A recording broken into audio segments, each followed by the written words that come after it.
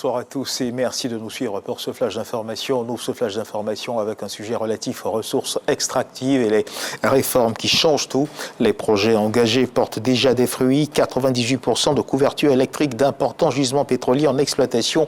Un bassin minier également en production. Face aux acteurs, vendredi dernier, le ministre des Mines, du Pétrole et de l'Énergie, Mamadou Sangafoua Coulibaly, a dressé un tableau plus que prometteur. Mamadou Sangafoua Coulibaly annonce de nouvelles projections qui mettent en avant des réformes structurantes et des travaux d'infrastructure. On parle également dans ce flash d'information du renforcement de la conformité environnementale et la promotion de l'éco-citoyenneté. Le ministre de l'Environnement, du Développement durable et de la Transition écologique, Jacques Assaoré Conan, en visite terrain à San Pedro, dans les usines de cimenterie et de scierie dans le parc national de Taï. Objectif, s'assurer du respect du nouveau code de l'environnement. Sam Conan nous en parle. Le ministre de l'Environnement, du Développement durable et de la Transition écologique en visite de travail à San Pedro.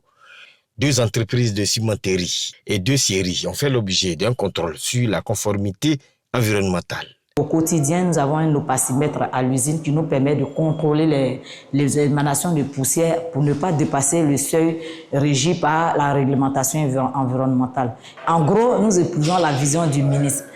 Une visite de travail ponctuée par des rencontres avec les responsables de ces entreprises. Objectif, sensibiliser davantage sur le nouveau code de l'environnement. Que ce soit les 2 cimenteries que nous avons visitées ou les 2 scieries que nous avons visitées également, beaucoup d'efforts ont été effectués. Je voudrais déjà les féliciter pour ce qu'ils font, pour se conformer aux normes environnementales. Mais il y a des efforts à faire et c'est à cela que je les engage.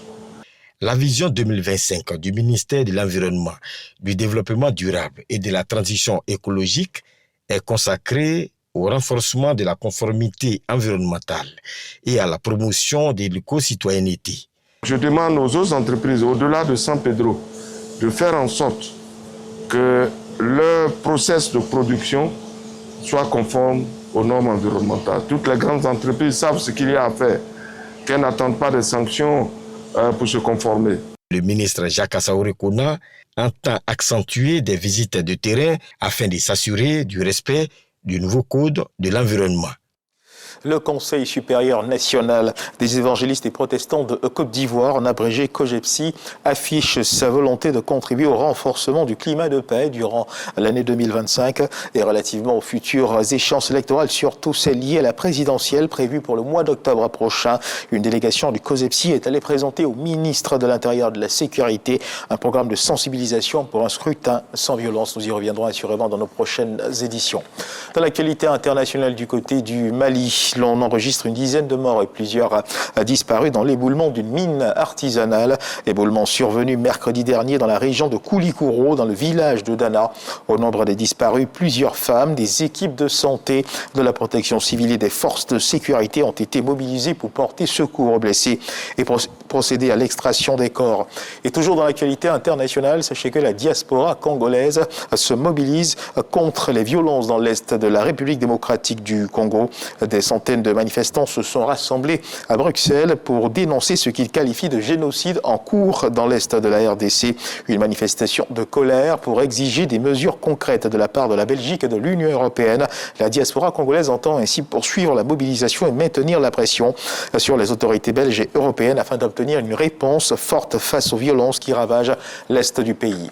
Et on termine ce tour de l'actualité internationale avec les États-Unis. À peine revenu à la Maison-Blanche, Donald Trump, le nouveau président américain, a annoncé qu'il voulait imposer dès le 1er février 25% de droits de douane sur les produits provenant du Canada et du Mexique, 2 pays pourtant théoriquement protégés par l'accord de libre-échange qu'il avait signé durant son premier mandat.